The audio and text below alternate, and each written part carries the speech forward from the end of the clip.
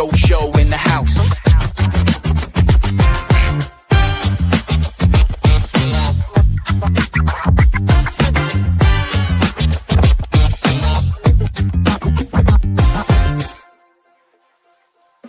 Mic check 1 2, it's the Boba Joe crew. Mark Lennon, Johnny Sorensen coming straight to you. Talking classic eras, yeah, we setting the scene. Films, games, tunes, toys, you know what I mean? From the old school vibe, feeling so divine. Boba Joe Show, drop the beat so low. Heavy bass lines make your speakers blow. Kicking it classic, from heads to the toe. Yeah, baby, yeah, watch the Boba Joe Show.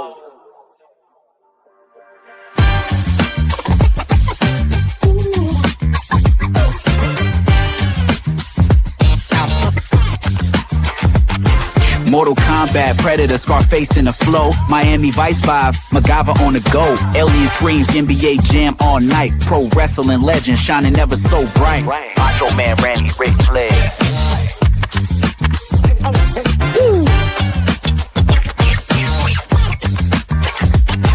Yeah.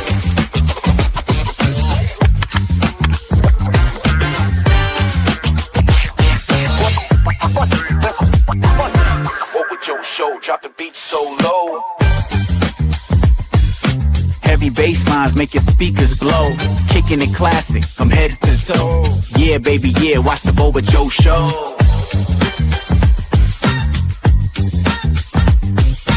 Action figures lined up, ready for the fight. Ninja Turtles power shining ever so bright. Transformers roll out, masters of the universe. Classic memories can't be reversed.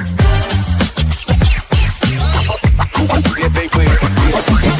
Boba Joe, that's the flow. Boba Joe, Boba Joe.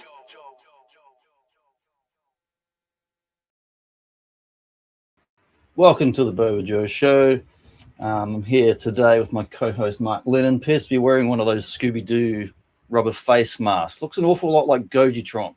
Yes, just a word of explanation, folks. I've recently received a blow to the head and have completely lost my Irish brogue. I apologize for the inconvenience. Wow, and using one of those voice synthesizers, amazing cosplay of GOJITRON. Very convincing. You've even got the digital background showing off his amazing collection there as well. Absolutely. I went all in. Well done. But yeah, do you want to tell us what today's topic is going to be? Today's topic is going to be the DC patchwork universe. So when I look at the two big comic book universes, DC and Marvel, I see two very distinct features that set them apart. One is that the Marvel universe is set in the quote-unquote real world, New York, Chicago, Los Angeles. It takes place in our world, whereas the DC universe is an analog of our world with Metropolis and Gotham and Central City and Coast City, fictional versions of real world cities. The other difference is with Marvel, there's a clear through line in its history. So it started off in 1939 with Timely Comics, founded by a man named Martin Goodman.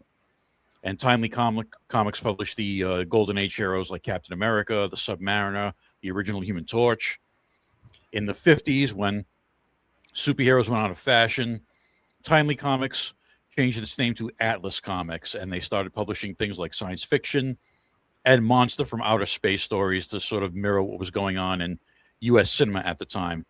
And that's the era that gave us monsters like Fin Fang Foom and Groot and Zemnu the Titan. But in 1961, when Stan Lee and Jack Kirby created the Fantastic Four, the company changed its name again to what we know now as Marvel Comics. And eventually, all the heroes and characters from Timely and the Atlas eras were brought forward into the Marvel Universe. So there's a clear, 87-year history with one company with all those characters. Whereas with DC, right from the very beginning, it was a patchwork of characters from different companies being bought out or absorbed, or characters being licensed, and this continues to happen throughout the decades. So that's what we're going to look at right now, where all the characters that make up the current DC universe actually originated from. Yeah, that's a very nice summary. Thanks, Carl. I love that old Fantastic Four cover. So it's got the big monster going coming up, and it's also like that's all the comics that were like leading up to before that, and then that first cover they went back and sort of redone, because remember they had those weird off-color costumes until they like redid that cover later on. Yeah. Yep. Classic cover. But yeah, we'll talk about these cool different acquisitions and imprints and a bunch of weirdos and characters from different eras and decades. Just before we get to that, we'll just catch up on some of these latest team-ups I've seen for GOJITRON. Team up with Kong there, playing some cards, bit of gambling going on in your downtime. Dollar store was getting trashed, which is unfortunate. I don't remember any of these adventures. I must have been on a weekend binge at the time. I have no idea what's going on here. Yeah, I was off on a bender, and these happened. But yeah, Son of Pallet Jack Man, quite an original character. They probably won't see him around again. He's defunct now, I think. And Mankey the model, definitely no relation to Millie the model for copyright purposes.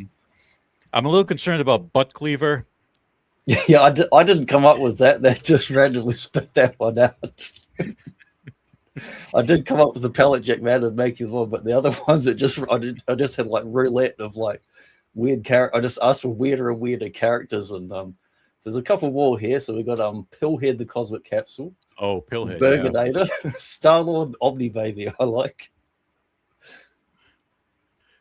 The Space Pope, well. Yeah, these are like just all random ones. I just said like generate me some like more and more bizarre team-up characters. Giant Granny, she can do some damage with that rolling pin. Yeah. Reminds me of the one from the Dark Side's crew, the Granny goodness.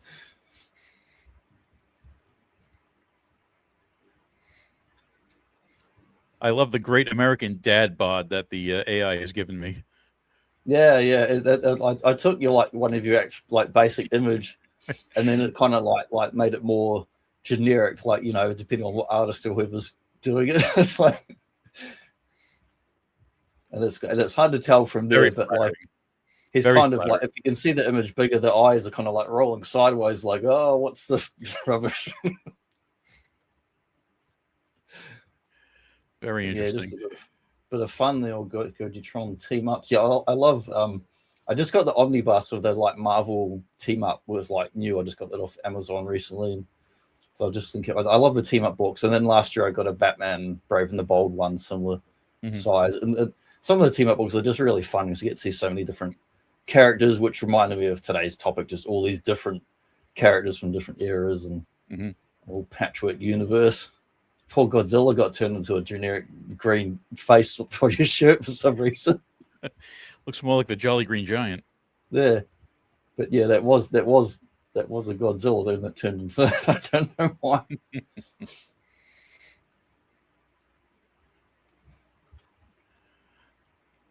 All right, so here's basically a summary of what I just said. Yeah, pretty much. There's more for my notes at the start, so when I'm like putting these images in, I can put them in an order and make sense of things. So we'll skip ahead there. So we're going to 1946, Detective Comics, which had like Superman and Batman and various other characters, merges with All American Comics like Wonder Woman, Green Lantern, Flash to form. We've got National Publications. I remember those old logos too. I used to read like at the library, they have those big hardcover books that would have like color, like glossy magazine pages, always getting into like comics history and different companies and seeing all the different logos and the older companies. Yep. This is an interesting one because, you know, Detective Comics and All American Comics on paper were two separate companies, but yet they shared the same office space and they shared the same editorial staff. And they had no ties to the mafia or news rackets whatsoever. Right. Absolutely not. So, yeah, I mean, we associate Batman, Superman, and Wonder Woman as the DC Trinity, but they started off on paper as two separate companies. So you had Batman and Superman with Detective Comics, and that's where the DC comes from in DC Comics. So when we're saying DC Comics, it's actually a redundancy. We're spelling out Detective Comics comics. Yeah. But anyway, that's funny. And then all the other characters we associate with the Justice League or the Justice Society, Wonder Woman, Green Lantern, Flash, were all American comics. So if you look at those very early 1940s Justice Society adventures, Batman and Superman aren't there because technically they were part of a separate company. So they were sort of retconned into the Justice Society later on when they were brought back in the 1970s. I love the Justice Society. Yeah, I like seeing all these different titles too, not just the superheroes, but when you're looking at all these old books coming from like the pulp and detective and whatnot, and Black Book this and Spicy Detective, that they always got these really descriptive titles to stand out on the old newsstand or whatever, where you only seen that little top bit of the book. And when you first get into superhero stuff, it's kind of confusing because it's like there's all these books. Everyone starts off in some kind of journey into mystery or action comics or detective this, and then later on, if they're popular, they get their own solo book or name title book. But that was kind of the exception. Most people were just in like anthology books with backup stories and Slam Bradley and all that sort of thing you'd see in the back Action Comics. And yeah, and especially in this era in the 1940s, the golden age, it was quantity over quality. So most of these titles were anthologies. Some of those books are massive. Right. They just shoved count, 4 or 5 different stories, different characters into one book.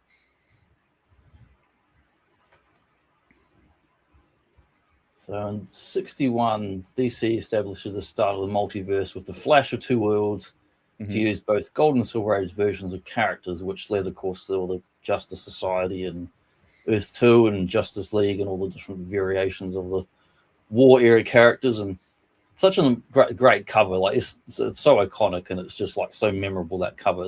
Every time there's a documentary on comics, it's like you see this cover. Yeah, this was a great idea, and at the same time a terrible idea, as we'll see later on, because things get too confusing. But, it's a great idea.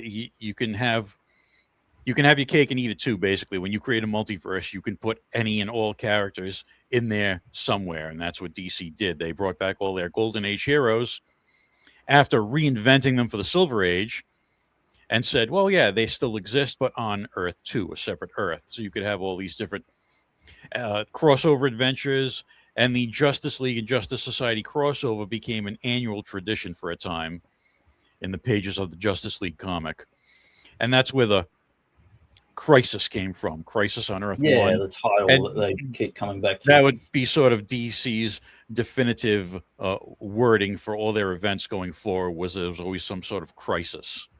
I think I'd be happier if they'd stuck with this Crisis back then and left alone a lot of these other ones and that lead up to bloody New 52 and all that. And it gets a bit convoluted, where they're just like constantly relaunching their continuity, but then every 5 to 8 years they're like, oh, it doesn't matter, and they kind of roll the stuff counts, but it doesn't. They keep rolling it back in, and then they do another Crisis, and everyone's acknowledging the previous one where it was a different universe, and you shouldn't have a memory of the other character's life. Right.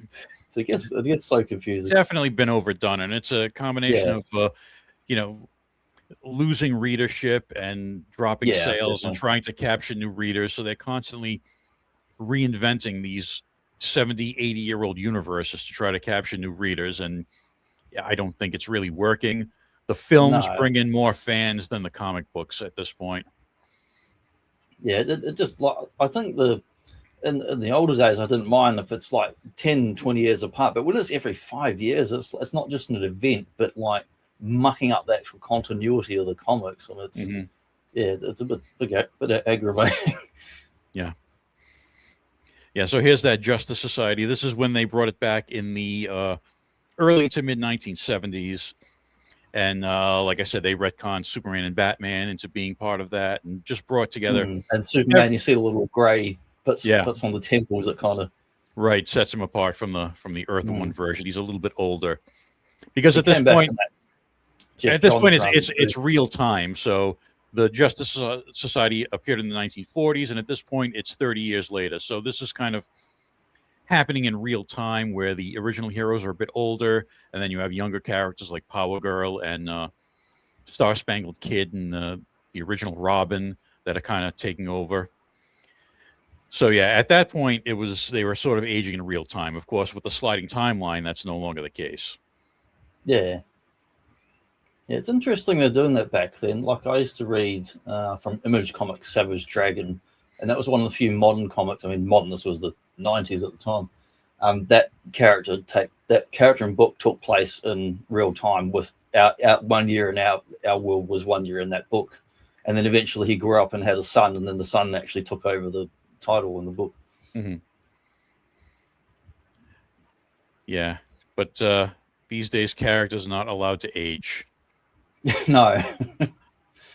It's like it seems to be, I don't know if it's just the American thing, because it's common, this like weird compressed time. It's like, you know, Peter Parker's in high school and then he goes to university and whatever, or college as they say over there. And then, but the more time goes on, the more it's sort of compressed and makes less sense.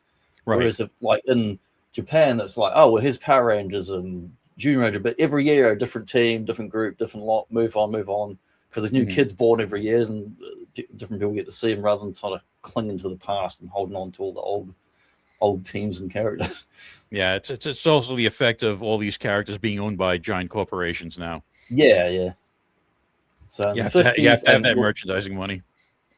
We'll breeze through these slides and then we'll circle back around again and get more deeper into this topic. So in the 50s, DC acquires more characters. We had quality comics like Plastic Man. I just got an awesome trade last year that's like the original Plastic Man, some of those DC reprints. Very happy with that.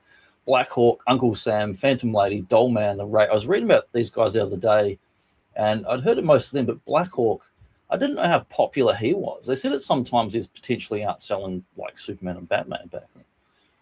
Yes. Yep. And I want to say there was also an old movie serial based on Black Hawk. Yes. Yeah, I didn't know he was that popular, and they had quite a lot of books, and but it does make sense, I guess, in the actual like coming from the pulp into the war and superhero stuff. A lot of the stuff was like based more on real world things like pilots and soldiers and things. It makes sense for that era.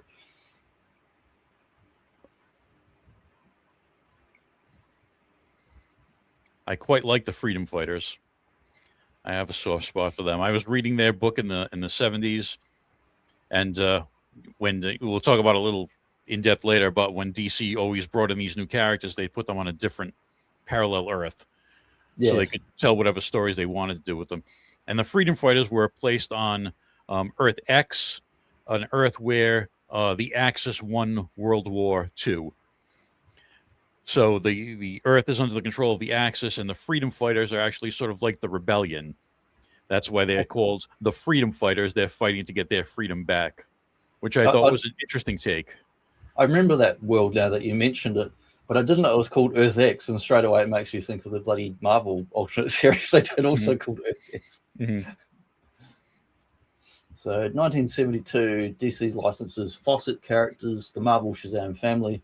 Outright purchases the characters in 1991. Of course, the bloody Shazam, what's the name, goes back to much earlier than this, and was also a very popular book that got more popular than Superman in the early days. And even DC back then were trying to sue the heck out of him, trying to say he was too similar to Superman, but which he's really not. He's quite different. Other than generically his kind of silhouette, he's a buff dude. He's not really like him at all. Yeah, it's Captain Marvel. The story, isn't it? One of the most convoluted histories of any superhero. Oh, yes. One time I was reading up on the full history of all this business, and all the legal mumbo-jumbo, and it mentioned all the variations of like Captain Marvel characters from like the British UK ones, the Shazam business, all the Marvel versions of that name. And it's a real bloody web of tangled stuff when you look into it. And I don't know if it's irony of the fact that DC basically sued Fawcett Comics out of business. I mean, it's horrible. They couldn't afford to. Yeah, Fawcett couldn't afford to fight the lawsuit anymore, so they just went out of business. And then years later, DC licensed those characters from Fawcett. Basically, we put your company out of business now. We'd like your characters, please. Yeah, it's a bit sad because a bit slimy. These early comics, like they had really creative stories that stood out for that era. So some of the comics in the 40s, like the superhero stuff, to be a bit blunt, some of them are crap. Just bad art and bad writing. But stuff like Plastic Man and like Shazam stuff stands out as actually being like really good quality stuff and very creative and good for kids' imagination on that. Yep, and I did a video a while back about Shazam and all his similarities to characters like He-Man. What did you think of those movies they put out?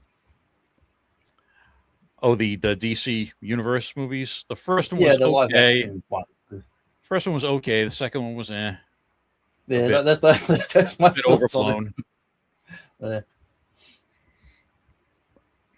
Yeah, it was a different take on the character because in the original comics, Captain Marvel actually acts like an adult, and in recent incarnations, he still retains his kid mentality in an adult body, which is a different take on it. So I'm sort of more partial to the older version where he acts like an adult when he has his powers, because one of his powers is the wisdom of Solomon. So he's really not supposed to be acting goofy, but different takes, different eras. Yeah, I always like the costume too. It's just a very cool look. Yeah, it's a very iconic, striking costume with the giant lightning bolt on it. So in the 80s, we got DC purchased the Charlton characters, Captain Atom, Blue Beetle, Question, which of course very famously were going to be used in Alan Moore's Watchmen story idea, but then they went on to make all these analogs to keep them legally, distinct and separate and whatever. Mm-hmm. So there was a creator and editor of DC Comics who worked there for years and years, Dick Giordano. And before Dick Giordano worked for DC, he worked for Charlton Comics. And he was sort of one of the creative forces behind the creation of the Charlton Action Heroes. So when Charlton went out of business, Giordano went to DC. DC's, I believe his title was publisher or president, Paul Levitz, as a favor to Giordano, purchased the Charlton characters. I think he paid something like $5,000 each for the rights to them. So it was a favor to Dick Giordano that these characters became part of the DC universe. I didn't know Captain Atom was from that lot. The other ones, I was like, oh, yep, I didn't know Captain Atom was from Charlton. Yeah, and actually Captain Atom is the only one of these characters with actual superpowers. These are all basically just regular guys in suits using gadgets or skills, like Peacemaker and Judo Master just have, special skills. They don't have superpowers. So that's why Dick Giordano called them the Charlton Action Heroes, because they're not really superheroes. Uh-huh. And yeah, like you said, Alan Moore wanted to deconstruct these characters for Watchmen, but then DC didn't want to lose their investment into the characters and have them ruined for all time, because Watchmen I think that was a smarter choice. Yeah. So that's why the Watchmen look like these characters, because they were meant to be these characters. Ooh, I can win 2 round trips to Disneyland. Oh, what's that? I said I can win two round trips to Disneyland. That's Space Adventures comics. I just noticed a little thing on there. It's a little competition. We should enter. I wonder if it's still valid. Yeah, definitely. I've got to pick up that issue. Yeah, actually, they made that bloody Blue Beetle live action, which was based on the modern dude, the Mexican dude, whatever that's in like the Justice League cartoon. Yes. That was awful. I don't regret watching that. Watched it at home one night and I was like, oh, this is so boring. Mm-hmm. So 86, Crisis on Infinite Earth brings all characters onto a single Earth and was a big event like where you got miniseries. It was a maxi series that had a whole bunch of books being collected many times as a trade paperback. Like I've got a trade of this now. Not so much for the story, but as I was saying to you before the show, more for the artwork and just to see all these characters in one book. Even though some of them you're like, it's a bit like Where's Waldo? You kind of like get your magnifying glass out and like, who's hiding in this little picture? Yeah, you can't really appreciate this series unless you are, familiar with all of DC history and even outside of DC history, because when they purchased the Charlton Heroes, this was the first time they showed up, was in Crisis. Yeah. Good thing I read it years ago before I'd read much DC stuff and had no clue what was going on. Mm-hmm. I've reread it since then. I mean, it's a great book to look at. George Perez is, one of the greatest of all time. And he has that unique ability to put 100 characters on a single page, and you can actually pick them all out. Yeah, he's amazing. He can do that. I mean, his normal art's good, but he's known for being able to cram all these characters in and make big, amazing collages and posters and stuff, and not have them all make sense together. And amazing art. One thing he did well when he was working on the Avengers, he could draw a scene with Steve Rogers and Hank Pym and Clint Barton all in one panel. Now in the comics, these are all blonde and blue-eyed guys.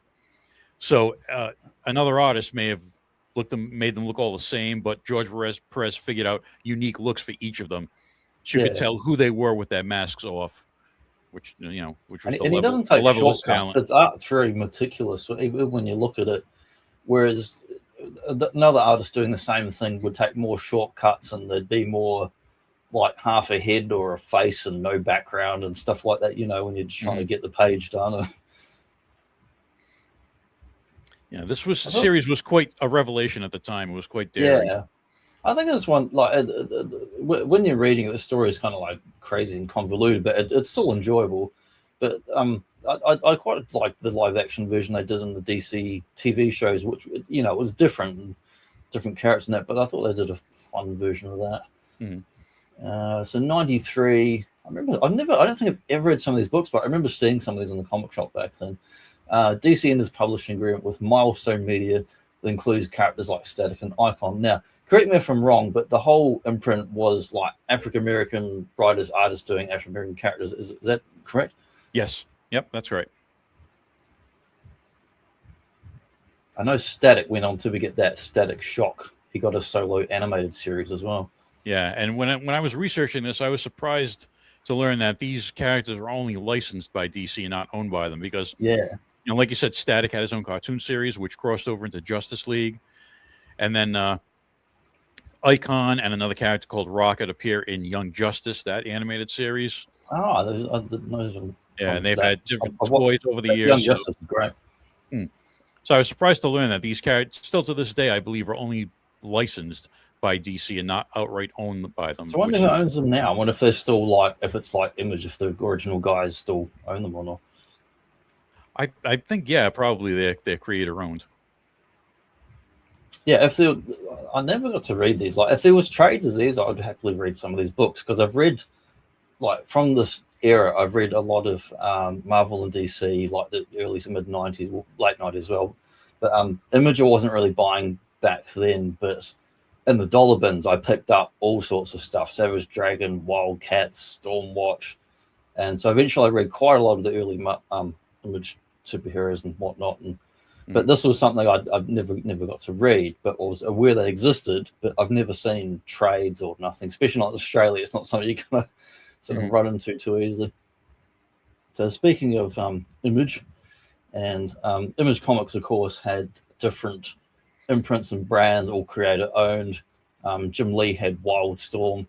So in 1999, DC acquires Wildstorm comics from Jim Lee, including Wildcats and The Authority.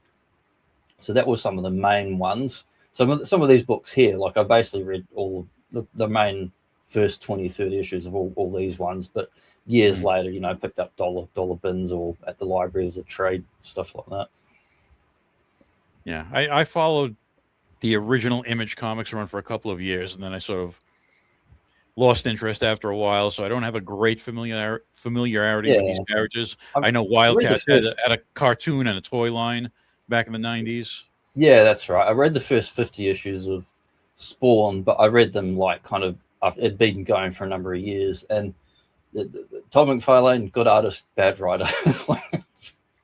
And that hasn't really changed. Yeah, I don't think he would tell you any different. He's a good artist, bad writer. Yeah, I'm not sure what DC's done with these characters lately. I know there were a couple of characters that were launches. Yeah, there were a couple of characters that got spotlighted in the New 52, like Grifter and Voodoo. Grifter's been turning up in Batman comics regularly in recent years, which and I think that works okay. It's not, I don't care one way or another, but it's okay. He fits in the Gotham seedy kind of underbelly.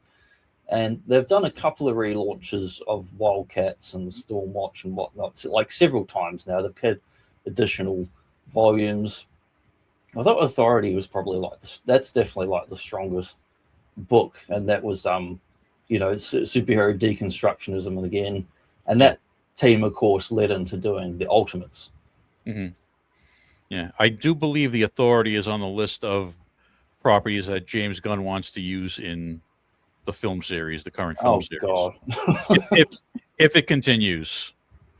I don't look forward to that. Not that it wouldn't make a good film, because it is like a kind of more adult deconstructionist JLA, basically. But But it would be better if it was its own film that had nothing to do with Batman, Superman, and stuff. Because you shouldn't have the homage deconstruction characters turning up alongside the original versions. It doesn't make sense. Otherwise, it loses the point of doing a cover version. Like if you have the Beatles doing a cover version of some song 50 years ago, and then the actual band is there on stage with them, it loses the point. Right. But yeah, they did actually do some quality books, and amongst the fluff they put out, Rob Liefeld. So yeah, and this was a big 90s things too, like not just Image, but bloody even Marvel and DC were doing a lot of these swimsuit books. Oh yes, I remember cranking these out. I used to see some in the comic shop. They're so cheesy, and like I was having a look at some images from this one the other day, that the art was just awful. It was just really bad art. A very, very 90s thing. Yeah, you can tell like a lot of the of course the guys that left to form Image Comics, with the Todd McFarlane Exodus from Marvel, they did a lot of like, kind of like copycat versions of X-Men and kind of knockoff versions of them, but they did go on to have their own identity and do some decent stories. But it's still in the wake of this kind of Jim Lee style, and it's almost like the house style for the early Image stuff was like Jim Lee X-Men pretty much. Like you can see like Zealots basically like Psylocke or some like swimsuit. Yeah. And this has nothing to do with DC, but just looking into what else Wildstorm had in this era too. They had Strangers in Paradise, Danger Girl, Astro City under their own different imprints, but still within the Wildstorm and Jim Lee and whatnot. And they were probably some of the quality books they actually put out that people really enjoyed before that. But these have also been published at other multiple companies as well. So it was really like a little house within a house of Image that really encouraged like independent comic creator and comics and all that, and put out some good stuff. Like Astro City's a great book. 2009, DC temporarily licenses the MLJ Red Circle superheroes from Archie Comics for inclusion in DCU. I was reading up the full like Wikipedia and whatever else I could find this week on this lot, and like I know Archie Comics in general because I've read like Ninja Turtles Adventures of the 90s, and I know who Archie is, but I didn't know they'd done these Red Circle stuff and like these horror books, and then also these way earlier ones like Pep Comics. I know I've heard of the Shield, of course, but I didn't know anything to do with bloody Archie. Yeah, so the Shield actually predates Captain America by a few months. He's the first patriotic superhero. So yeah, the MLJ Archie superheroes have been around since the 40s. They were the basis for, I don't know if you remember, a toy line in the 80s called Mighty Crusaders. They were the basis for that. And this was actually the second time DC licensed these characters. They first did it in the 90s and put them in their own separate pocket universe called Impact Comics. I don't know if you ever remember that. I see them on the show. I didn't read them, but I remember seeing that brand. Yeah. So those were all Impact. They did that Tangent one, and so Impact Comics were the Archie superheroes in their own little pocket universe. Then a decade later, DC licensed them again and tried to integrate them into the actual mainstream DC universe, like that Hangman issue there in the middle.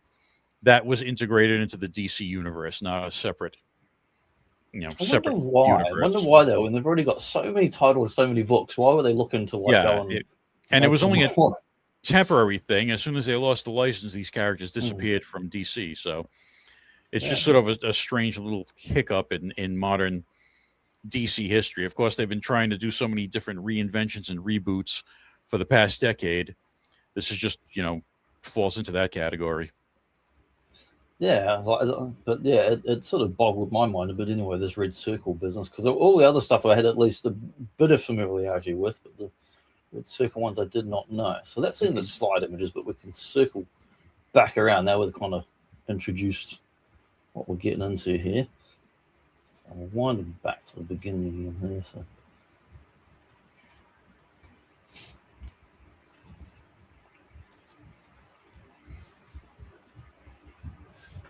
the beginning of the beginning. So, who are your favorite lot out of these different ones they've acquired? Like, apart from your Golden Age dudes, all these different characters they picked up. Do you have a particular imprint or group? Well, like I said, I really enjoyed the Freedom Fighters in the 70s and what they did. That was a pretty unique story in that alternate Earth where, we lost World War II. That didn't last long, but I remember it vividly. So I enjoyed that growing up. I also, when I started reading Crisis on Infinite Earths, and I saw the Blue Beetle in there, I was aware of who the Blue Beetle was, and that he wasn't a DC character. So when I saw him in there, and then eventually all the other Charlton characters coming into that story, that was a little bit exciting to see that DC was integrating all these different characters now into a single Earth. Because for those that aren't familiar, the purpose of Crisis on Infinite Earths in 1986 was to integrate all the different characters they had acquired onto one Earth. Because up to that point, whenever they acquired a new set of characters, like I said, the Freedom Fighters were on Earth X. The Marvel Shazam family was on Earth S. The Golden Age heroes were on Earth 2. The Silver Age heroes were on Earth 1. So there was all these different Earths that adventures were taking place on. And the idea of Crisis was to just collapse everything into one single Earth and one single history. And in some cases that worked. In a lot of cases that didn't work. And it created a decades-long mess for certain characters after that. But it was interesting to see at the time. It was groundbreaking. It was sort of a watershed moment for comics when that Crisis on Infinite Earth series was published in 1986, I believe. Yeah, and it's interesting that with these, they've gone back and forth in the kind of like multiverse or singular Earth, and they keep going back and forth every few years in this whole kind of idea. But I remember Grant Morrison did that Multiversity miniseries too. Mm-hmm. Yeah, and he created something called Hypertime, which I really don't know the details of. And yeah, like you said, every time there's a crisis, they go back and forth. Like the sequel to Crisis on Infinite Earths was Infinite Crisis, which took place in the early 2000s. And then they broke apart the universe again and reestablished a multiverse. Or not an infinite universe, but 52 different Earths. Yes, New 52. Yeah. Which I didn't hate the idea of it as far as like world building, but as far as like physically in the books and all that, I don't like when they're constantly relaunching at number ones. And when they look at sales figures, it often doesn't really work that well. Yeah, that's unfortunately become the norm since the 90s, where you cancel and relaunch issues. Like it used to be cool when you'd see, Amazing Spider-Man number 200 or Avengers number 250 or something like that, and they'd make it a big event, an anniversary issue. And now titles don't even get up to those numbers anymore. You can't have. Yeah, I remember when Marvel was first playing fast and loose with their numbering, and Fantastic Four got rebooted, and that was like, one of their legacy books, and that pissed off a lot of people. Yeah, absolutely. I mean, I understand trying to capture a new audience, and every time you launch a new number one, it's like the shiny new penny. You're supposed to buy more issues of the number one because it's number one. But over the years, that's become a lot less special because now everything has multiple number ones. So which one is going to be the special issue? None of them are special anymore. No, and I mean, they should have learned their lesson in the 90s with all the speculator idiots that came into the market and caused a lot of chaos buying all these gimmick books and number ones and whatnot. Yeah. Definitely not the best idea. But I think now people go more for creator-driven runs anyway, rather than numbering. Actually, I was watching this thing the other day, just a retrospective on comics on YouTube, and I forget which channel it was, but it was talking about how it used to always be like sort of about the character and then the book and the title of the character. And now, like, you see quite prominently in most modern stuff, it'll tell you the creative team on the cover quite often. Right. Yeah, because some of these characters are going on almost 90 years old now. And, if you can get a creative team in that can do something different after 90 years, that's probably what you're going to tout and what you're going to market over the fact that it's just that character. Yes. Yeah, and I mean, back when I used to go to a comic shop in the 90s, I read all kinds of stuff, and I probably wasn't paying a heck of a lot of attention to who wrote what or did what. I mean, I'd recognize different artists because you're seeing it with the eyes and you remember it better. Whereas a lot of the stuff I have on the shelf now, I have like gone purposely picked up a trade or a thing that was a 4 or 6 or 12 issue story by a particular, you know, like Batman Long Halloween by Logan Sale and stuff like that. I just loaded up this graphic while I was thinking about these worlds and that. This is from that Multiversity Grant Morrison thing. That was the new 52 thing. He's got this big, it's kind of like an Atom War cell, and it's like showing all the different 52 universes. Then he added in all this other stuff. He got like gods, Monitor Sphere, and then it had like it even incorporated from like Wildstorm. I had like the Bleed, which is supposed to be like another kind of in between dimensional space or something. They had all them in there, and then the what's the Constantine ones and the House of this and House of that from the 70s.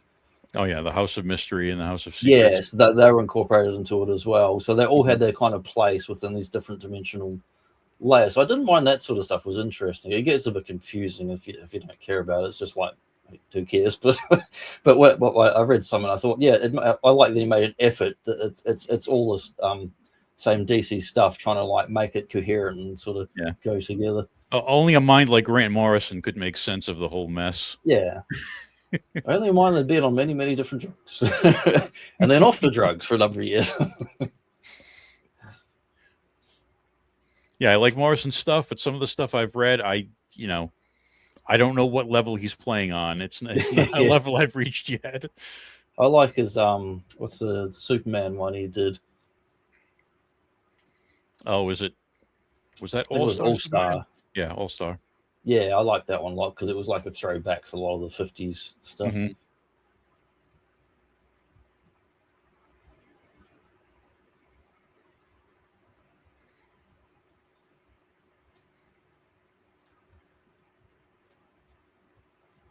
And we're back to reality.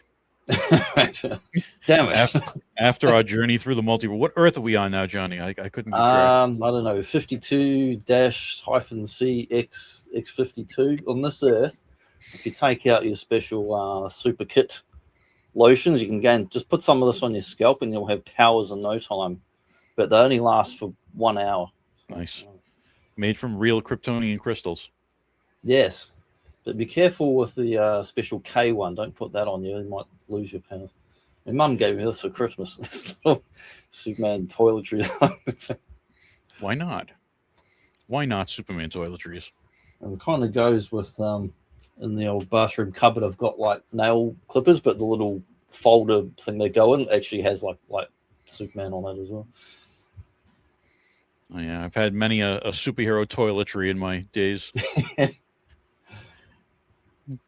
It's kind of random stuff I don't even see around here. I don't know where she found it. Probably found it online or something. All right. So, what did you think on our trip through the multiverse? What was your favorite stop on our journey?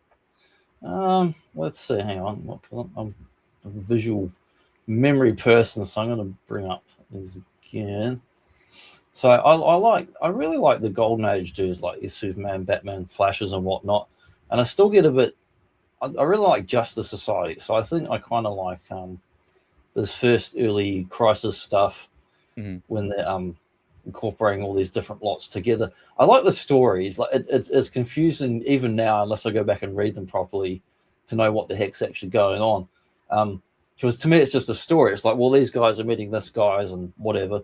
But when I'm reading these stories, I didn't know there was this effort to sort of combine these continuities or to mix stuff around. It's like they're experimenting with recipes, like coming up with these different stuff.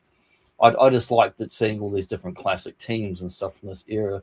And there was a Marvel kind of fanboy in the 90s, and I'm still like, I love my X-Men and Hulk and all that.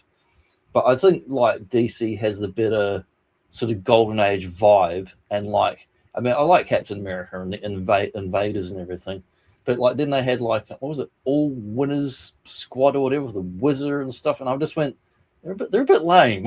Give me Justice Society. Yeah.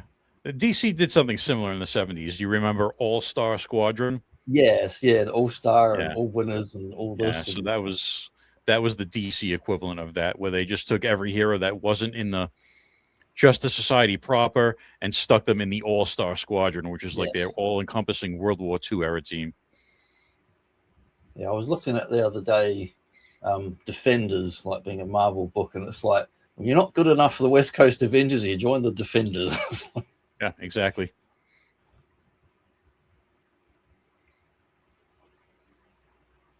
But yeah, I didn't. I read some of the modern Jeff Johns ones where he did quite a long run on Justice Society. It went for 40 or 50 issues. Hmm. And we really got deeper into the characters of all these classic Justice Society guys and gave me a real appreciation of them. I already like them in general, but I got to know all the person as well as the costume and the family members and all the business with the original Green Lantern, who has like 2 adult kids that are also like superheroes and all that. And Right. Yeah, I think the Justice Society did the best job of the sort of the passing of the baton idea and yeah, bringing in younger heroes to take over the mantles of the older heroes. I think that John's run did a good job with that. yeah, and I like that. I think they translated well into other media too. Occasionally pop up in different shows and movies and stuff. And because I like Justice League for a long time, and they were kind of my favorites. And then when I read some of that Jeff Johns Justice Side, I was like, man, these old-timey guys, they're pretty cool. I think they're actually a better team than the Justice League. They actually sometimes they're a bit more effective. Did you ever watch the show Stargirl, one of those CW I watched shows? some of it. I watched most of the first season. I never got around to watching the second. Yeah. Next season. I remember she had that staff thing, and that went back to the older characters like the Starman or whatever. Yeah, that's got a lot of that Justice Society DNA in it. That TV show. Yeah, I don't know why I never got around to watch the second. I enjoyed it. I kind of forgot it existed for a while, but I did actually. I quite like the character of Stargirl, probably because I really like that costume being kind of like a variation of like a Captain America sort of themed patriotic outfit. Looks cool. Mm-hmm.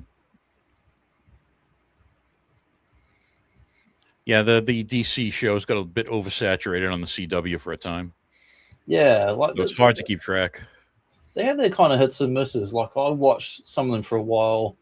Never cared for Arrow too much, the show, but when they started crossing over with the Flash, those ones I quite enjoyed. That was good. And they pretty much borrowed the relationship. Well, I don't know. I think they were going. It felt like the kind of 80s, 90s Flash Green Lantern, but they'd swapped it for Green Arrow, that relationship, that buddy back and forth business. And that was enjoyable. And I like some of even the later crossovers they managed to do, which actually kind of mimic these different imprints here. They even managed to bring in like Black Lightning, and he was on some of those shows were on different networks at different times, but they still managed to actually get him together. I thought the coolest thing during the crisis when they brought in, they even had like Brandon Routh from the Bryan Singer Superman movie. Yep. They had Mark Hamill as the trickster, and of course from the very beginning of that Flash, they had old Wesley Shipp from that 90s Flash TV show. So I love that they were paying homage to the other actors and other people that had been these characters before, very much like Justice Society, Justice League, and that sort of thing. So it felt very respectful, like remembering the other characters in past. Yeah, that's one thing those shows did well. That started with Smallville, really, when Smallville brought in Christopher Reeve and Margot Kidder and different characters like that. I think Linda Carter appeared in an episode. So. Oh, and on the Supergirl show, the lady that was in the Supergirl movie, she played the mother character. Helen Slater, yeah. Helen Slater, and Dean Cain was the father in that show. Yeah, Dean Cain, yeah. Now, have you watched the animated Crisis on Infinite Earths, the 3-part direct-to-video film they did? I'm not sure, because I'm kind of behind on my DC animated movies. I just got a big box set of the animated ones that are recent on Blu-ray. It's got like 15 of them, and half of them are good and half of them are crap. That's probably the closest. I can't remember if I watched it. Yeah, that's probably the closest to the comic for an adaptation that they've done. It was a 3-part film, so it was pretty involved, and it was... I think I have watched it. But last year or so, I think I did, because I didn't know it existed, and I discovered it. I probably binged it over a night and a half.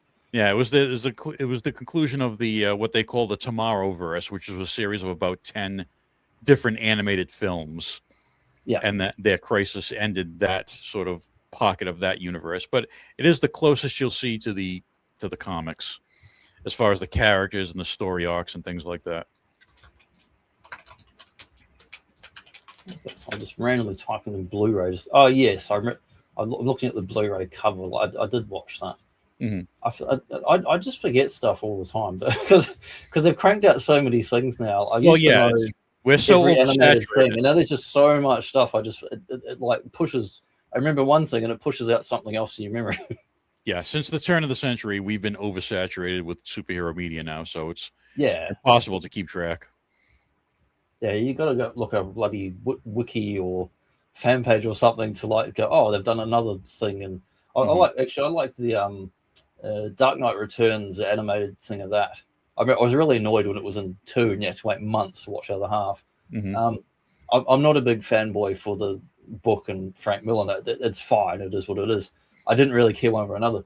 But Peter Weller did the voice, and it was awesome because it's old man Peter Weller doing old man Batman, and he did a great job doing the voice in it. Yeah. It was very much in that sort of grizzled Clint Eastwood sort of style he did it.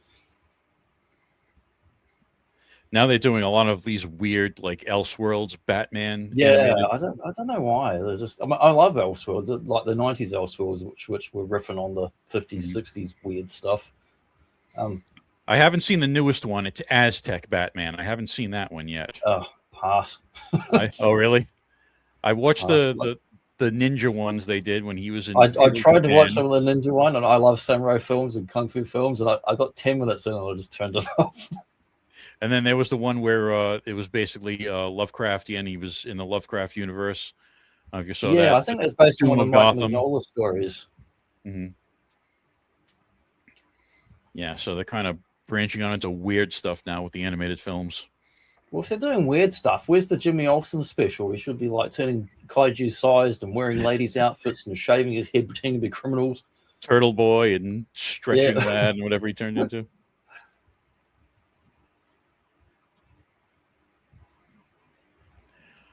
Hey, that's fine as long as there's not doing the same thing over and over again. Yeah, they have to branch out. That's got to be one of Grant Morrison's favorite characters.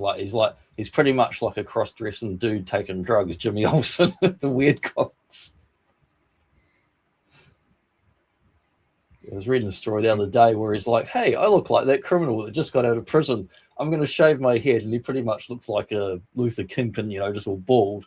And he's like, "I'm going to pretend to be that guy," and then he's like, "Wait a minute, the police might catch me because I look too much like that guy." It's like just stupid, but great fun. I've not seen that one. Yeah, I was thinking about the getting in those. See, this is what I mean by bad short-term memory. DC. Those phone book ones have been doing a soft cover reprints. I was DC thinking about Finance. getting that Jimmy Olsen one. So I was reading something. I was reading one online and deciding if I want to get the trade or not. I might get it because they're quite fun stories, and I like stuff that's a bit kooky and weird and that you're not seeing too much of. Yeah, kooky and weird pretty much defined DC in the 1960s, as evidenced by the Adam West Batman show. Well, there's not. I like good humor stuff. I like, I grew up reading Mad Magazine and stuff like that, but it's hard to get good quality humor superhero stuff. I mean, none of those things out there, but like sometimes they're just not funny. It's like,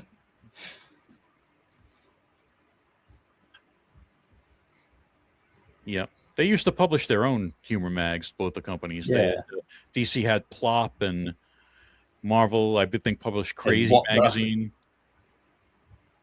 Yeah, they had like bloody the Pun Fisher and Pulverizer, Incredible Bulk, Mighty Sword. Yeah, I felt when I was a kid and I was reading Mad Magazine, we had like, this is in New Zealand, and it was the Australian edition, but the Australian edition, it was just reprinting stuff from America, of course. But I felt cheated when I saw the original Mads, which were a comic and then a magazine, or however they did it. The older stuff was just so much better than what they were doing later on. I was just like, man, they had so much amazing talent there. Yes, they did. And then DC acquired the imprint for Mad and all that as well. Yeah. Humor's lost a bit of its edge lately, I think. Yeah, I don't think the book's been too good for a long time. Actually, I used to looking through the old previews magazine at the 90s at the comic shop. That's how I discovered they had like Paradox Press and that they had Mad Magazine, all these other stuff. I'm like, oh, this is all in DC, Warner Brothers and that. Mm-hmm.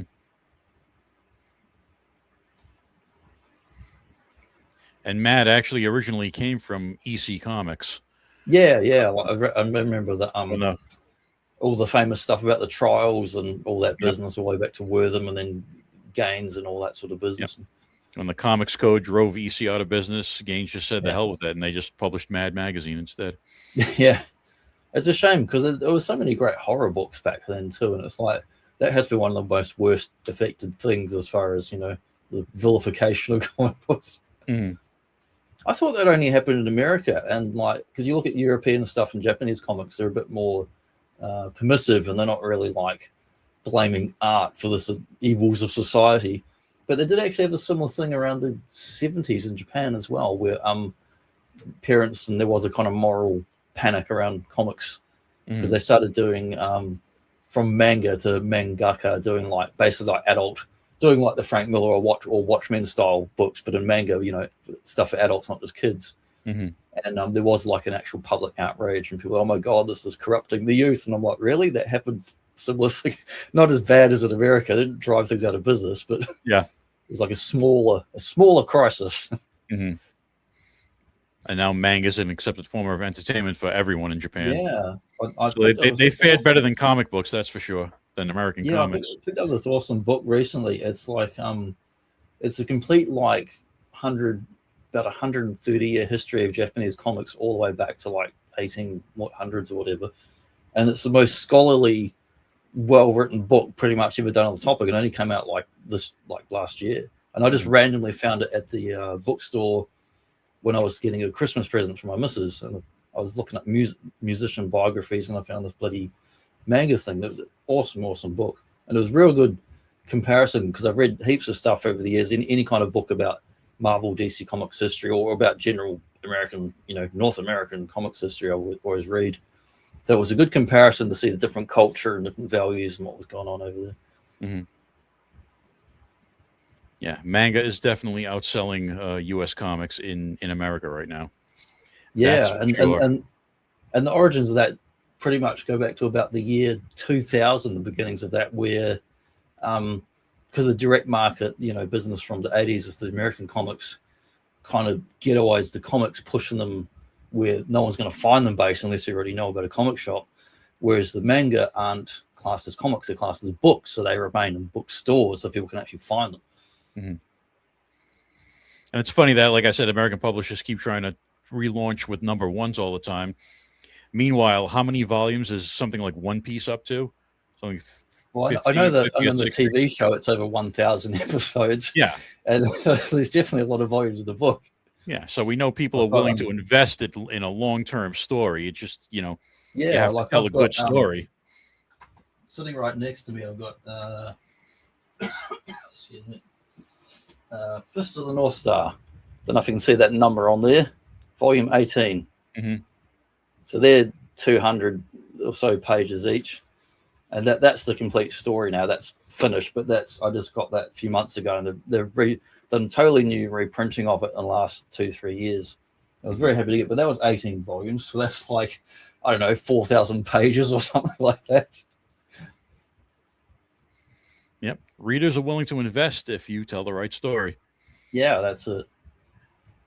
Yeah, I've been pretty happy though picking up some of these DC reprints, like, and then hang on, I'll grab another thing from behind me here. Johnny's big room of magic, something around every corner. Yeah, like DC Finest. These like soft covers are really nice because they average 400 pages each. I prefer soft covers because they're just nicer to read. I don't like hard covers too much, but I picked up a bunch of those. I've got several Batman ones, got Plastic Man, got a Brave and the Bold one, and I'm on Amazon just like browsing all the time, seeing what they're putting out. I've ordered probably 3 or 4 more that are coming out sometime this year. Mm-hmm. And I'm thinking of getting that Jimmy Olsen one. Yeah, I've gotten. I recently got the Blue Beetle DC Finest, which goes back to the original Charlton comics and then brings it forward into what DC did. Nice. That's a good one. 10 Nights of the Beast. That's on there, this one. Oh, yeah. So if you like a weird, hyper-masculine super soldier Russian and fetishistic outfit, looking like bloody Demolition in the wrestling in the 80s. The definitive Batman Cold War story. Yeah. Have you seen the manga-sized editions that they've been doing now? For, oh, no, DC I and didn't Marvel? know that existed, but I was it actually mentioned in that book of Japanese comics history about the how they've been doing some American stories in different formats. And yeah, they're repackaging like the Dark Knight I Returns. nearly accidentally bought them on Amazon, and I saw the measurements, and I went, "Oh, no, I don't want it shrunk down. I want it bigger, not smaller." Yeah, they're trying to capture that manga market. Yeah, by taking I totally got it when I saw them. Put him in that At first, format. I saw how cheap they were, and I went, "What's going on?" Then I checked the dimensions and saw they were smaller. Meanwhile, in Europe, they've done stuff like you can get like Batman: The Killing Joke in a Tintin Asterix album format where it's actually bigger. Yep. So yeah, they try and have a go at pinching the formats of other countries and cultures to try and get on it. Anything for that sales pickup. It's not a terrible idea. Like, it's, if I'd never read comics, like as an adult, I guess, or even as a kid, I think it wouldn't be a bad first experience if you get in the bookstore aware of finding these little pocket-sized editions, because they're easy to take on the, you know, the bus or the train or school or whatever. Not that kids are reading comics at school. I'm not that naive. If they were reading, they're more likely to be reading a digital thing anyway. But yeah, I think it's not a bad idea, but it's not something I'd want to keep on the shelf because, you know, most actual manga is black and white. And if you've got full cross-hatching and rendering whatnot in American superhero comics, most manga are usually less detailed. So the smaller print size works fine for them because it's closer to watching like a cartoon than a fully illustrated image in that. Mm-hmm. Yeah, I thought it was interesting that they were trying that. Both Marvel and DC are doing that. Yeah. No, I've only seen them online. I did see, and there's a bookstore in the mall here that's like I stop in frequently my work breaks, and I just usually just look at Kmart to look at the toys as I go in there. But occasionally I have a look in that bookstore because it's like a novelty for me going in there because most bookstores are just physical stores are just gone. They're just dead like the dinosaurs. But I saw they've got a section and there actually a whole one whole shelf that's just all manga. They did actually have some American trade paperbacks in there last year, and when I went in there again recently, they seem to be all gone. It's just all manga now. I was like, they had a Ninja Turtles IDW trade there last year. Now that's gone. It's like, no, that's not selling.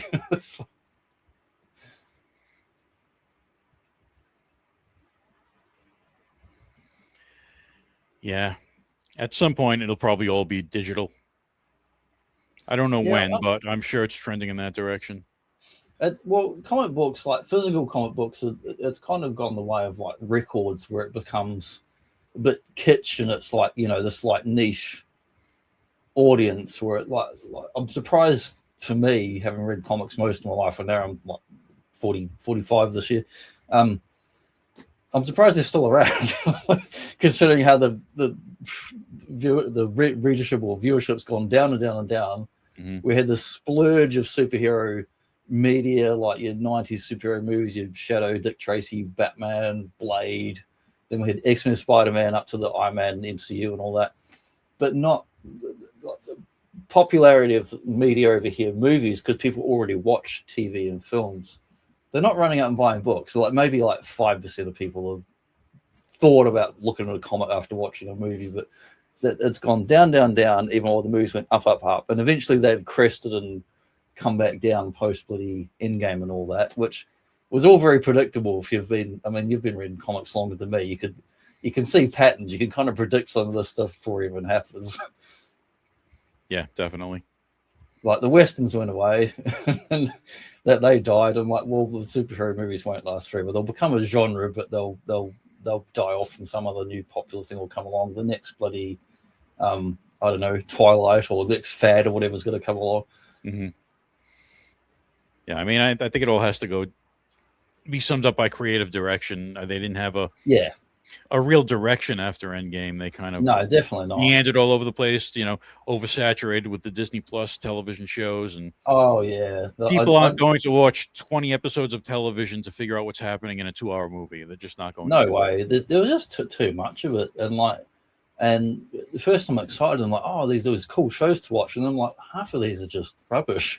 It's just there's a lot of filler. There's a lot of filler in those shows.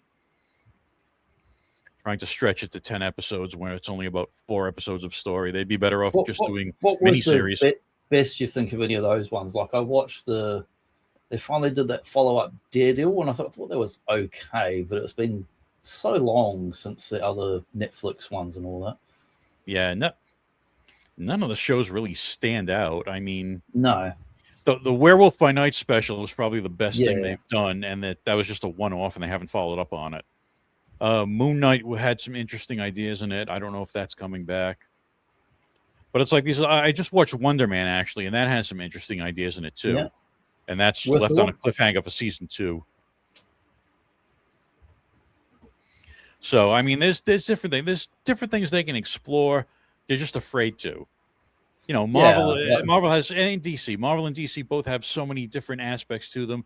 They have Western characters. They have crime dramas. They have horror. They have science fiction. Yeah, they have, the Savage Land and Scartaris, where the Warlord lives. They could explore those areas. Dracula. Yeah, there's so many different areas to explore, and they just proper Dracula, not the emo remake one they did on the Marvel. They just seem to be stuck on superheroes. Yeah. Like James Gunn's doing a Clayface movie as a horror movie. Okay, well, you've got plenty of actual horror characters in the DC that you can use. You got plenty of other Clayface characters too. There's half a dozen of them. Yeah, so you've got 80 years of comic book history, scripts written for you already. Yeah, that's the thing that bugs me the most when I see an adaptation to any live action or animated media. I mean, there's better animations tend to do better, but when you take you've got visuals, you've got script, you've got dialogue, and you've got decades of it to cherry pick whatever you want. Small story, big story, pick the best stuff. Different styles, different genres. You can pick a Mike Mignola Hellboy story. You can pick a bloody, Neil Adams, Dean O'Neill Batman thing from the 70s. There's so much stuff to cherry pick from, and being it's like DC / Time Warner / Compu Global Mega Hypernet, whoever owns everything now. They don't even have to pay to use it. Once you're within the brand of that company, it's like you can just basically legally steal from decades worth of stuff without compensating people. Yeah. I think the other aspect is that creators want to create. They don't want to just make a carbon copy of something that's already been done.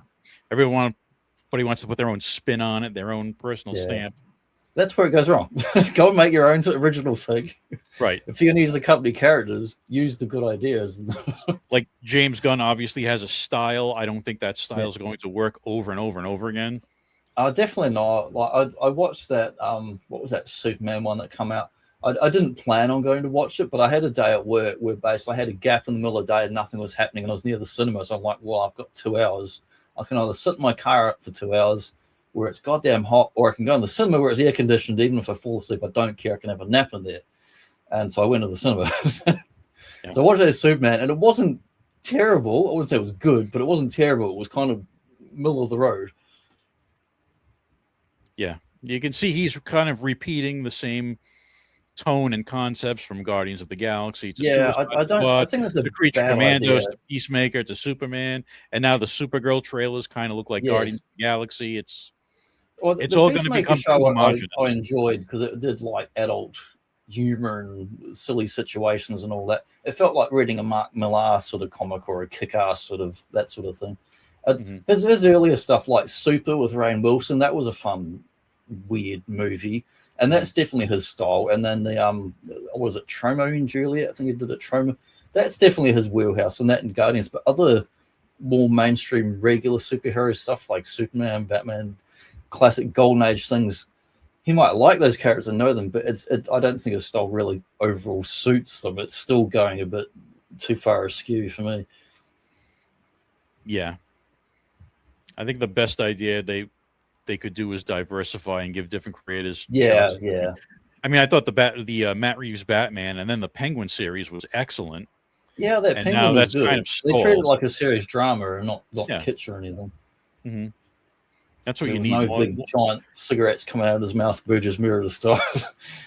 They need more new creative visions rather than just the cookie cutter stuff. Yeah, well, it's ironic because Warner Brothers, that's what they're known for, is doing, like, you know, like when Tim Burton did Batman, it's like, go off and do your crazy kooky project, here's some money, see you later. It's like that's what Warner's known for. And like Clint Eastwood movies, like, here's a director, here's a writer, go off and do a thing. And they were usually fairly independent for a big, you know, studio thing. Yep. Oh, well, we'll just take every project as it comes and evaluate it. That's all I do. Yeah, I don't go to anything at the movies these days. I just wait, and something's worth watching, I can watch it one night. I'm half asleep on the couch, and if it's rubbish, I don't care. That's it. No sense complaining online to anyone because the corporations certainly don't care. Good Lord, no. They crank this stuff out too fast for me to bother try to even look online for opinions about it. All they look at is the bottom line. They only want the ledger. That's it.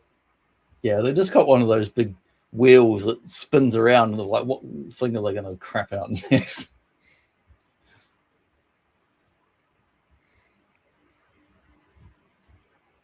Yeah, I don't think there's any superhero movies I'm really looking forward to.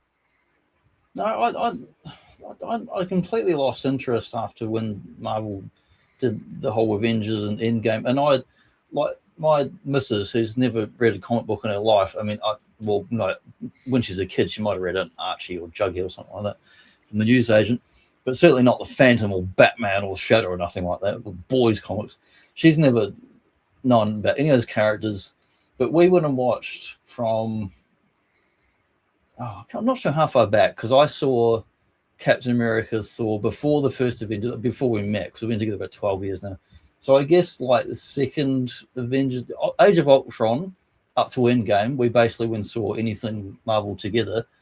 And the cinemas were fairly packed, and I could tell it was a wide range of audience, young and old, male and female, and people were really getting into it. And since after that, that's just gone away, that kind of shared experience. It's like we watch our own separate shows again. The strangers who are in the cinema who are having a good time, I don't see them. The cinemas are empty. That unique shared experience is gone again. Yeah. A little bit of that got killed in 2020. Yeah. Oh, so, yes, definitely, yes.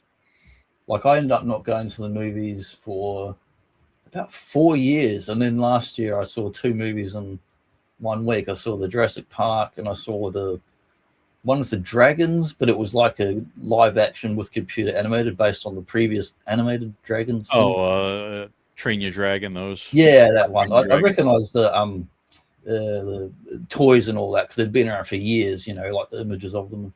The only movie I really want to see this year, surprisingly, is Masters of the Universe. Yeah. I mean, it does look like too much CGI and whatnot, but it does look like it has the heart of the original concept. You know what I mean? That's kind of what I look for. Does it have the yeah. Is it coming at the concept sincerely, or is it coming at it, tongue in cheek? Let's have a laugh. And I think can I reuse a gag from a show from a different week because people like this one and I came up with it on the spot. Right. I reckon that the Battle Cat, what they did, they just got 2 Andy Serkises and duct taped them together. Quite possibly. Yeah, that's. Yeah, I haven't even watched the trailer for it. I've just got no interest. I like Masters, but like it's one of those things I'll watch it at home one day when I'm bored. It's like when they do another Alien or Predator, I'm like, no, I'll watch it at home. So that way, if I don't like it, I've got the remote in my hand. I can watch the wrestling. It seems like they're putting in a sincere effort, even though Jared Leto's playing Skeletor. Does he need makeup? Does he need makeup? He just turns up. He just turns up, yeah. And he already ruins the Joker and Morbius and Yeah. Tron, but okay. Well, he was good in Dallas Buyers Club. We'll give him that. But yeah, it does interest me that like the production history of Masters Universe it's been over 20 years they've been trying to make another bloody film. Yeah, now I think we're going to see toy films ramp up now again after the success of Barbie. Yeah, because there's Motu, there's a Voltron movie coming out. And what happened like after post Battleship and Hasbro was going to do like bloody Hungry Hippos and Monopoly, all these ones they were going to do. Yeah, the Micronauts, ROM. We were supposed to get movies of all of those, and that never Where's happened. all the board game movies? When are they coming back? That maybe they'll get me back to the cinemas. Risk. Yeah, well, now it's video game movies. Yeah. Super Mario, Sonic. The Sonic ones were actually pretty decent. The third one I thought was the best one. I haven't seen any of those. You don't need to. If you're not into weird anthropomorphic animals from the 90s, or which are kind of riffing on old comic characters when it used to be all funny animals, and it's definitely like a nostalgic character. Yeah, that's pretty much everything these days, though, is nostalgia. We're a nostalgia-driven entertainment industry.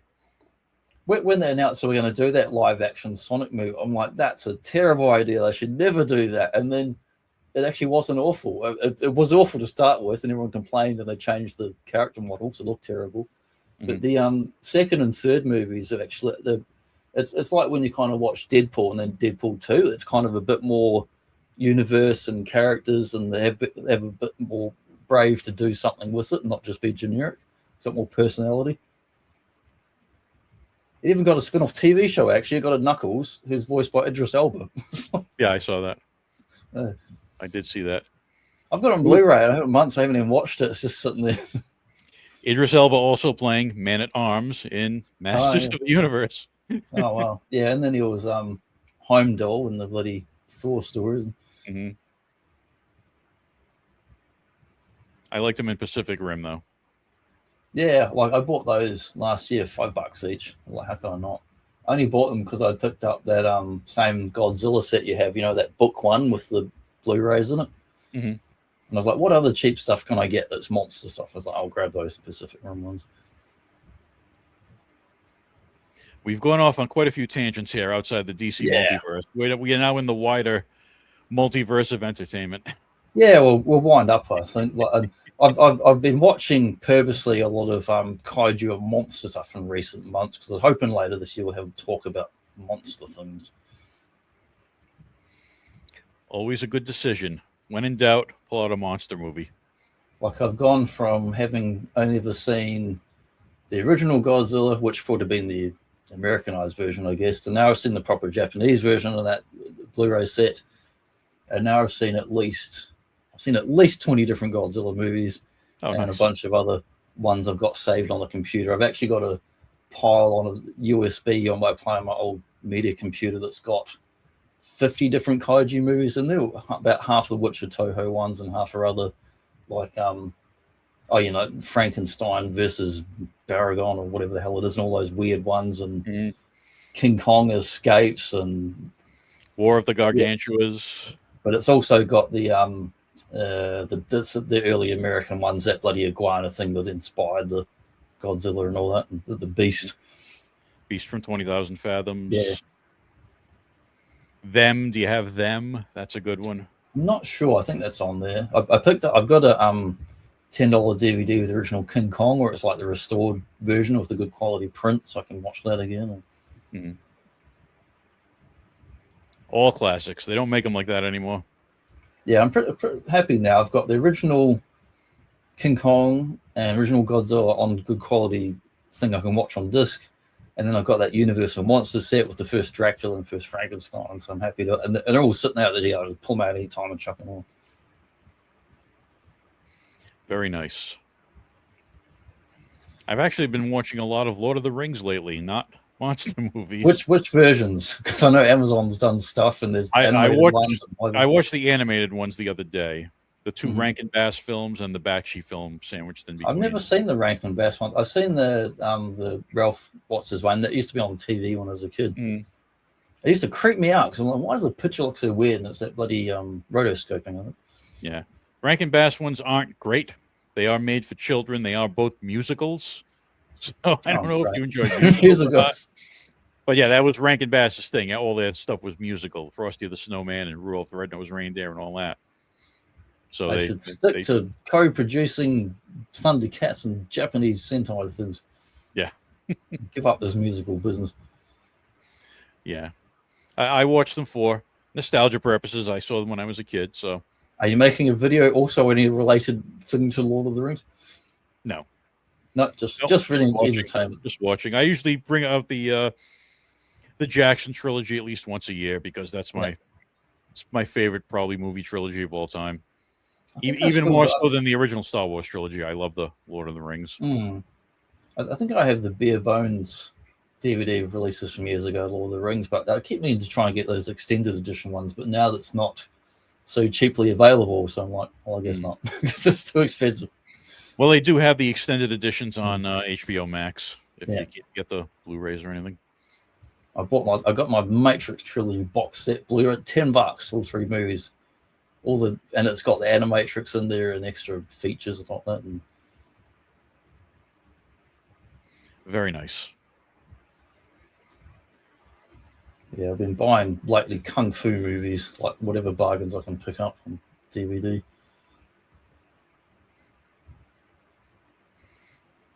What people don't know about the multiverse, though, the unseen hand behind it all is Gonzo the Great. And he's been sitting there the whole time. It's true. Far out of a cannon, no notice. The master creator. But yeah, we might as well wind up, I guess. And been awesome catching up with you, GOJITRON. Yes, good talk as always. I'd like to talk to you again this year about monsters, and specifically Godzilla at some point and Hulk at some point. But I'm leaning towards, we talked about that Hulk, the old Bill Bixby show and that. It would be interesting to do a Hulk animated special. What do you think later in the year? Oh, yeah, definitely. Because he's had multiple different things. Yeah. Yep, at least 3 on his own and his appearance in all the Avengers cartoons. So yeah, the Avengers one. Well, I need to unpack. Even pops up in Fantastic Four and Bruce Lee and Spider-Man. Definitely. Cool. We shall smash that topic. Yes. Hulk smash. But yeah, it's been awesome catching up with you, GOJITRON. Thanks for hanging out with us, talking about the DC universe and its many wild and wonderful co-creations and incorporations and corporatizations. Amalgamations and amalgamation. Oh yeah, amalgam comics in the 90s, of course. They just reprinted them again last year. And now they're doing more crossovers. Like we'll finish up, but now they've had their bloody Godzilla Kong, the Marvel and Godzilla and the Predator and Alien Marvel stuff. It's like feels like the 90s again. Absolutely. Yeah, they're even teaming up Marvel and DC characters again. That's how desperate both publishers are. They're starting to work together again. I think IDW has done some of the better ones because they had Turtles, Power Rangers, and Power Rangers Godzilla were quite cool. Yeah, there's been so many. So many. That's another topic. Yeah. The greatest comic book intercompany crossovers. Yeah, that's one I could easily talk about as crossovers. I read so many crossovers over the years, especially 90s ones. Every other bloody week this one. Okay, so we'll finish up here and we'll catch you guys next time. Leave us a like or a comment. You've got a favorite DC acquisition, or you don't care, you're a Marvel fanboy, you want Hulk to smash all the DC characters, leave us a comment, leave us a like. And this is Boba Joe signing. That's right. I'm amazed that Mark's left the Scooby-Doo rubber mask on the whole time, and he was going to get away with it if it wasn't for you viewers, kids out there. You meddling kids. That's right. I'm going to go check out the abandoned amusement park and see what happens. Yeah, sounds like a plan. I'll get